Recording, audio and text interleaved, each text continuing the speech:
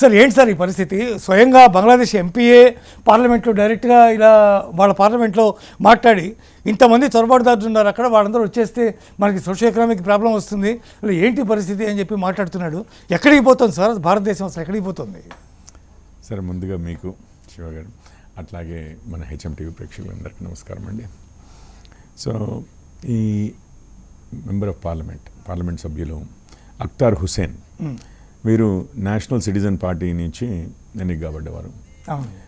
వారు మొన్న పార్లమెంట్లోనే మాట్లాడుతూ ఇప్పుడు వెస్ట్ బెంగాల్లో ఎలక్షన్స్ అయ్యాయి, ఒకవేళ బీజేపీ అక్కడ గెలిస్తే వారు ఈ చొరబాటుదారులు ఎవరైతే ఉన్నారో, ఆయన కంగ్లూస్ అనేది మన వాళ్ళు వాడుతూ ఉంటారు అని అనుకుంటుంటాము, అది అట్లా వాడొద్దు అని చెప్పి చాలామంది అబ్జెక్ట్ చేస్తూ ఉంటారు, కానీ ఆయన కూడా అదే పదం వాడాడని న్యూస్ రిపోర్ట్స్ చెప్తున్నాయి.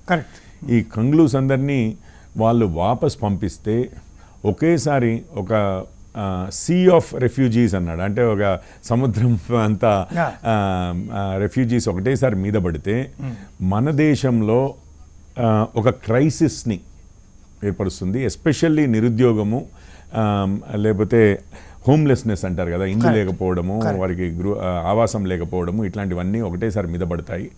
సో ఇది పరిస్థితి. ఇప్పటికే మనము మీరు అన్నట్లుగా రోహింగ్యాలది ఇట్లాంటివన్నీ సమస్యలతో వేరే వారు మన దగ్గరికి రావడంతో సతమతమవుతున్నాము. ఇప్పుడు వీరొచ్చి మీద పడితే ఏది కంగ్లూస్ అన్నాడు, అంటే ఇల్లీగల్గా అక్రమంగా భారతదేశానికి వెళ్ళిపోయిన చొరబడిన బంగ్లాదేశీయులు అన్న టైప్ వారందరూ వస్తే మన పరిస్థితి ఏంటి అని చెప్పి ఆయన కన్సర్న్ ఎక్స్ప్రెస్ చేశాడు. ఇందులో మనకు తెలిసేదంటే 3-4 విషయాలండి. మొదటిది, ఇప్పుడు బంగ్లాదేశీయులు అక్రమంగా భారతదేశంలో ఉన్నారు అనేదానికి అదొక నిదర్శనం, వారే చెప్తున్నారు. అది ఒకరిద్దరు కాదు, 3-4 కాదు, కొన్ని లక్షల్లో ఉన్నారు అనేదానికి ఏంటంటే ఒక ఉప్పెనలాగా వస్తారు అని చెప్పి అన్నారు కదా, అని అంటే మీనింగ్ అదే, ఒక వేలల్లో కూడా కాదండి, లక్షల్లో అని చెప్పి. మూడోది విషయం ఏంటంటే మొన్నే ఎస్ఐఆర్ కండక్ట్ చేశారు వెస్ట్ బెంగాల్లో. అందులో చనిపోయిన వారు, లేకపోతే స్థానభ్రంశులైన వారు, లేదంటే డూప్లికేట్ ఓటర్లు ఉన్నవారు వీరు కాకుండా ఈవెన్ మన దేశ పౌరులు కాని వారు కూడా ఇక్కడ రిజిస్టర్ అయి ఉన్నారు అన్న విషయము, దానితో కొన్ని లక్షల మందివి ఏది ఓటర్ రోల్స్ నుంచి తీసేయడం జరిగింది. వాళ్ళు ఓటు హక్కుని తీసేయడం జరిగింది, అంటే ఓటర్లుగా రికగ్నైజ్ చేయకపోవడం జరిగింది. సో అప్పుడు ఏమన్నారు ఆపోజిషన్ వారు, ఇదంతా కూడా ఒక మతానికి సంబంధించిన వాళ్ళని ఎక్స్క్లూడ్ చేయడము, అంటే ఇప్పుడు భారత ప్రభుత్వం అంటే బీజేపీ ప్రభుత్వం ఉందనుకోండి, కానీ కాంగ్రెస్, టీఎంసీ ఇట్లాంటి పార్టీలన్నీ ఏమన్నాయంటే వీళ్ళు నిజంగానే బంగ్లాదేశీలు కాదు, అసలు అది ఒక పెద్ద సమస్యే కాదు, అంతా అబద్ధాలు మాట్లాడుతున్నారు, కమ్యూనల్గా మాట్లాడుతున్నది ప్రభుత్వము, వాళ్ళ ఉద్దేశం ఏంటంటే మాకు ఓట్లు వేస్తారు చేయబట్టి ముస్లిమ్స్, అట్లాంటి వాళ్ళందరినీ బంగ్లాదేశీలని ముద్ర వేసి మన వారి ఓటు హక్కుని గుంజుకోవడమే. అట్లాంటి దానికి మన చీఫ్ ఎలక్షన్ కమిషనర్ కూడా సపోర్ట్ చేస్తున్నారు. జ్ఞానేష్ కుమార్ గారు అసలు మొదటి ముద్దాయి అన్న టైప్లో చాలా గొడవ చేశారు. కానీ ఈరోజు బంగ్లాదేశ్ పార్లమెంట్లోనే బంగ్లాదేశ్ ఎంపీఏ మాట్లాడుతూ ఉండడం మనం చూసాము. దానికి పెద్దగా అక్కడేమి ఇదంతా అబద్ధం అని చెప్పి వారు ఏదో చెప్తున్నట్లుగా మిగిలిన వాళ్ళంతా ఏం మాట్లాడుతున్నావు, అసలు సెన్స్లెస్గా మాట్లాడుతున్నావు అన్నది కూడా ఏమీ లేదు. సో ఫస్ట్ అయితే అది ధృవీకరించబడిందండి, నిజంగానే ఒక ఉప్పెనలాగా మన భారతదేశంలోకి బంగ్లాదేశీయులు వచ్చారు, అక్రమంగా చొరబడ్డారు అన్నది మాత్రము. అండ్ ఇప్పటి వరకు ఉన్న ప్రభుత్వాలు, అది అంతకుముందు కమ్యూనిస్టులే కానివ్వండి, టీఎంసీఏ కానివ్వండి, లేకపోతే కాంగ్రెస్ సపోర్ట్ చేస్తుంటే ఆ పార్టీలే కానివ్వండి, ఇప్పుడు ఇండి అలయన్స్ అనేది అయితే అంటున్నామో వారందరూ కూడా, అంటే వారి ఇప్పుడు ప్రభుత్వంలో ఉన్నవారైతే వారే కదా, కమ్యూనిస్టులు టీఎంసీ వారే కదా కదా కొన్ని దశాబ్దాలుగా. సో వారి రోల్ వీళ్ళందరినీ రక్షించడానికి ఎక్కువ ఇది చూపించారు, కానీ ఎన్నడూ కూడా వాళ్ళు భారతదేశ భద్రత గురించి కానీ, భారతీయుల ఉద్యోగ అవకాశాల గురించి కానీ, మన డెమోగ్రఫిక్ చేంజ్ అంట, మన రూపురేఖలే మారిపోతుంది భారతదేశము అన్న విషయం మీద కానీ, అంటే ఎవరు వచ్చి ఉంటున్నారు, ఏం కల్చరు, మనదేంటి. ఇప్పుడు వీళ్ళందరూ కూడా బెంగాల్ అస్మిత అని మాట్లాడేవారే, మళ్ళీ దుర్గా పూజ అంటూ ఉంటారు మన మమతా గారు కూడా, కానీ ఇప్పుడు వచ్చిన వారు ఎవరు దుర్గా పూజలో నమ్మకం ఉన్నవారు కాదు, అసలు భారతీయులే కాదు. మరి బెంగాలీ అస్మిత ఎట్లా అయింది? ఒకవేళ నిజంగానే బెంగాలీ అస్మిత అని ఉంటే బంగ్లాదేశ్ ఉండేది కాదండి, అది పాకిస్తాన్లోకి వెళ్ళేది కాదు, తర్వాత బంగ్లాదేశ్ అయ్యేది కాదు, బెంగాల్ అంతా ఒకటే అని చెప్పి ఉండేవారం కదా. సో ఇప్పుడు ఆ అస్మిత అని పేరు ముందు పెట్టి మొత్తం మీద నిజంగానే వీళ్ళకి మాత్రమే ఓటేస్తారు, ఓటేసే విధంగా విదేశీయులైనా అక్రమంగా వచ్చినా ఇంకొక విధంగా మన ప్రజలు కష్టపడ్డా నష్టపడ్డా మనకు సంబంధం లేదు, మనం అధికారంలో ఉండాలి అన్న విధంగా వాళ్ళని రక్షించుకుంటూ వచ్చారనేది ఇప్పుడు క్లియర్గా మనకు అర్థమవుతుంది.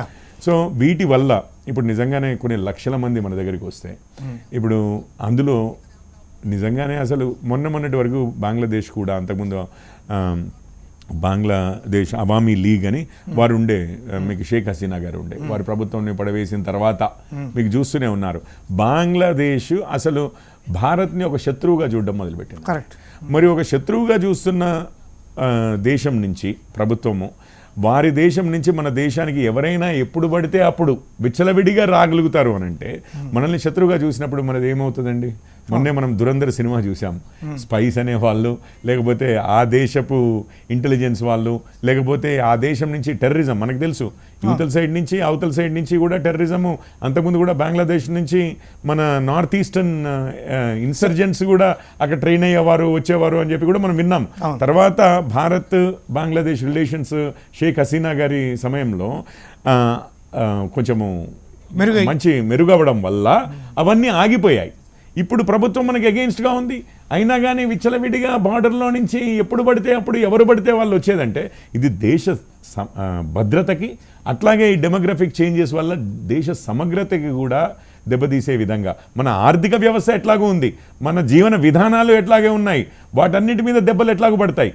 కానీ దేశ భద్రత సమగ్రతని కూడా పట్టించుకోకుండా కేవలం ఎన్నికల పాలిటిక్స్ మాత్రమే, అంటే మనం గెలవాలి, మనం అధికారంలో ఉండాలి, వాళ్ళైతే మనకే వేస్తారు అన్న విధంగా. ఇప్పుడు మీకు ఒక్క విషయము, వాళ్ళందరూ వచ్చిన వాళ్ళు వచ్చి ఉండొచ్చుగాక, కానీ వాళ్ళు ఏదో కూలీనాలు చేసి బతుకుతున్నారు, వాళ్ళు ఏదో ఇంటికి 4 రూపాయలు పంపించుకుంటున్నారు అన్న ఆర్గ్యుమెంట్లు కూడా కొంతమంది చేస్తూ ఉంటారు. కానీ మీకు తెలుసు మన బార్కాస్లోనే వచ్చిన ఏది వాళ్ళు మ్యాన్మార్ నుంచి వచ్చిన వాళ్ళు రోహింగ్యాలు, వాళ్ళందరికీ న్యూస్ పేపర్స్ అన్నిట్లలో వచ్చిందండి, వాళ్ళందరికీ ఆధార్ కార్డులు, ఓటర్ కార్డులు ఇట్లాంటివన్నీ ఇక్కడ ఉన్న రాజకీయ నాయకులు ఇప్పిస్తున్నారని చెప్పి. సో ఈ ఓట్ బ్యాంక్ పాలిటిక్స్ ఉన్నంత వరకు మన దేశ భద్రతకి సమగ్రతని ఓట్ బ్యాంక్ పాలిటిక్స్ కిందికి లాగేసినంతసేపు, అంటే ఓట్ బ్యాంక్ పాలిటిక్సే దానికన్నా దేశ సమగ్రత కన్నా దేశ భద్రత కన్నా ముఖ్యమైన విషయము. మనం అధికారంలోకి రావడానికి ఏమైనా భారత్కి ఏమైనా కానివ్వండి, దేశానికి ఏమైనా కానివ్వండి, దేశ ప్రజలకు ఏమైనా కానివ్వండి, కానీ మనం అధికారంలోకి అధికారంలో ఉండడమే ముఖ్యము అని అనుకున్న రాజకీయ నాయకులు ఉన్నంత వరకు ఇప్పటి వరకు అయితే ఇది లేదు. కాకపోతే ఇప్పుడు మనం చెప్పట్లేదు, మన దేశస్తులనే కాదు బంగ్లాదేశ్ వారే చెప్తున్నారు, బీజేపీ వస్తే మాత్రం అధికారంలోకి ఈ పప్పులేమి ఉడకవు, వారు దేశ సమగ్రతని దేశ భద్రతని అన్నిటికన్నా పైన పెడతారు, వారు ఎలక్షన్లో గెలిచారా ఓడారా ఇంకొక పాలిటిక్సా ఎవరికన్నా చేసి వాళ్ళని ఒక ఓట్ బ్యాంక్గా చేసుకుందామా ఇట్లాంటి ఆలోచన వాళ్ళ దగ్గర ఆ పప్పులు ఉడకవు. ఇప్పుడు సడన్గా మరి లక్షల కొద్దీ మరి వాపసు వస్తే మన పరిస్థితి ఏంటి అని చెప్పి, ఇప్పుడు లక్షల కొద్దీ వాళ్ళ దేశస్తులు వాళ్ళ దేశానికి వస్తేనే ఆ దేశానికి నష్టమవుతుందని అంటే, మరి వాళ్ళ దేశస్తులు మన దేశంకి వస్తే మనం నష్టమవుతున్నాం అనేది ఆ మాత్రం కామన్ సెన్స్ కదండి. అది ఎవరి దేశస్తులో ఆ దేశానికి వాళ్ళే తిరిగి వస్తేనేమో వాళ్ళు నష్టపోతారట. కానీ వాళ్ళు వచ్చి మన దగ్గర అక్రమంగా వచ్చి ఇల్లీగల్గా వచ్చి మన దగ్గర ఇది చేస్తేనేమో మన దేశానికి ఏమీ కావట్లేదు. మీ ఎవరైనా ఆ విషయంగా మాట్లాడితే వాళ్ళంతా తప్పు మాట్లాడుతున్నారు, ఏదో కమ్యూనల్ టెన్షన్స్ రేజ్ చేయడానికి కమ్యూనల్ పాలిటిక్స్ చేస్తున్నారు అనేదే మాట్లాడారు.